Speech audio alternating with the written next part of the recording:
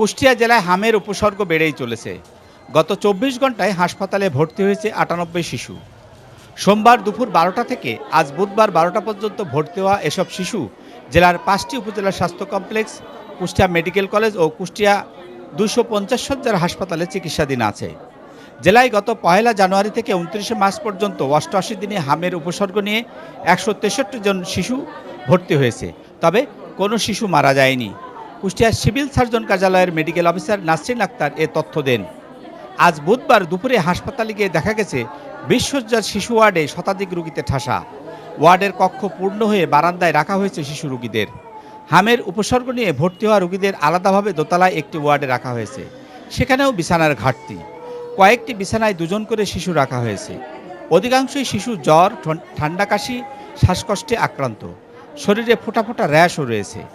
শিশু সন্তানদের কোলে নিয়ে বসে আছেন তাদের মা ও স্বজনেরা। রোগীর অভিভাবকদের অভিযোগ, হাসপাতাল থেকে কোনো প্রকার ওষুধ দেওয়া হচ্ছে না, এমনকি সিরিঞ্জ সহ অক্সিজেন দেওয়ার পানি ও নল যাবতীয় সবকিছু বাইরে থেকে কিনতে হচ্ছে। সারাদিনে একবার চিকিৎসক রাউন্ডে আসেন।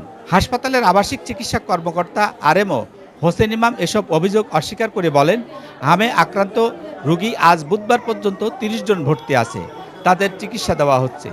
হাসপাতালে অক্সিজেন সাপোর্ট রয়েছে, তবে কোনো ভেন্টিলেশন সাপোর্ট নাই।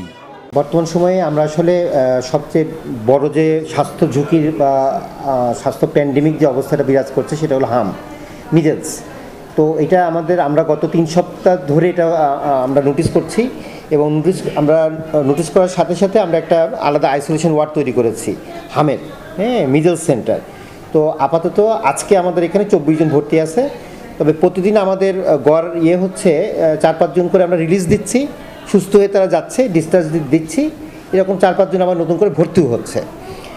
তো এই যাবৎকাল আমরা মোটামুটি ৪৮ থেকে ৫০টা রোগী ডিল করেছি মিডলসের, মানে আমাদের কাছে মনে হওয়া রোগী আর কি, যেগুলো আমরা ক্লিনিক্যালি ডায়াগনোসিস করতে পেরেছি। এটা ডায়াগনোসিস করা হয় জ্বর, ঠান্ডা, সর্দি, কাশি, এগুলোর সাথে যদি গায়ে র্যাশ থাকে। তো এগুলোকে আমরা বলছি সাসপেক্টেড মিজেলস। আমরা যে বলছি যে মিজেলস তা না, কিন্তু যেহেতু এটার মৃত্যু ঝুঁকি বেশি, এই জন্য আমরা এদেরকে আলাদা করে ফেলছি। বেশিরভাগই আমাদের ১ বছরের মধ্যে বাচ্চারা বেশি এফেক্টেড হচ্ছে। ২, ৩, ৪, ৫, ৬ বছর পর্যন্তও ছিল, আজকে আরও বেশি। ৮ বছরের একটা বাচ্চা এবং একজন বয়স্ক রোগীও এভাবে ভর্তি হয়েছে, ৩৫ বছর বয়স। তো আমরা আমাদের যেটা আইসোলেশন সেন্টার ছিল ওইটাকে আমরা আরও বর্ধিত করানোর জন্য আমরা চেষ্টা করছি। আর সবার প্রতি আমাদের অভিভাবকদের প্রতি বিশেষ করে আমাদের অনুরোধ হলো, জ্বর, ঠান্ডা, কাশিকে সহজভাবে আপনারা নিয়েন না, আপনারা ডাক্তারের শরণাপন্ন হন, হাসপাতালে আসেন বা বিশেষজ্ঞ ডাক্তারদের কাছে যান। আমরা ঠিক করবো যে কোন রোগী আপনাদেরকে বাসায় রাখতে হবে, কীভাবে রাখতে হবে এবং কাকে হাসপাতালে ভর্তি করতে হবে। না হলে এগুলি একটু আনট্রিটেড থাকলে এগুলো খারাপ হয়ে যাচ্ছে। হামের টিকা আপাতত সাপ্লাই নাই, ইনশাল্লাহ আগামী মাস থেকে পাওয়া যাবে, এভাবে আমাদেরকে উপরমহল থেকে বলা হয়েছে।